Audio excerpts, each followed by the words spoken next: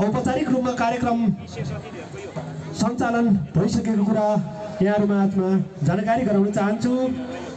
यसै क्रममा म अब आसन ग्रहणको क्रमलाई जोड्न गइरहेको छु।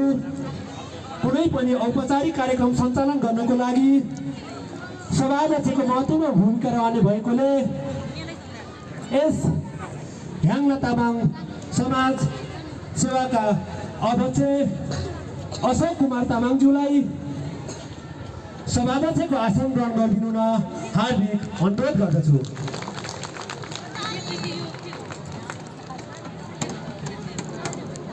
यसै गरी म सभाध्यक्षको आज्ञा अनुसार कार्यक्रमलाई विधिवत ढङ्गबाट अगाडि बढाउन गइरहेको छु। म आसन ग्रहणकै क्रमलाई निरन्तर दिन चाहन्छु। प्रमुख अतिथिको केही समय ढिला हुने जानकारीसँगै म आजको यस कार्यक्रमको विशेष अतिथि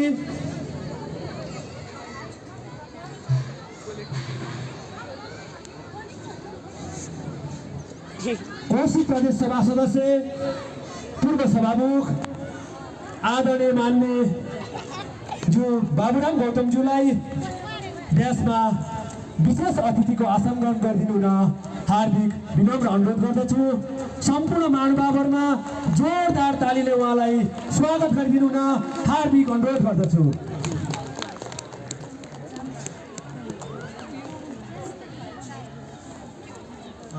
एकछिन पछि अहिले भएको छैन।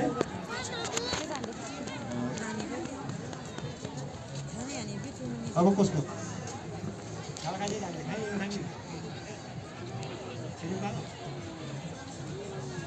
यसै गरी आसन ग्रहणकै क्रमलाई जोड्न गइरहेको छु। बागमती प्रदेश सभा सदस्य काठमाडौँ जिल्ला मान्य लामाज्यूलाई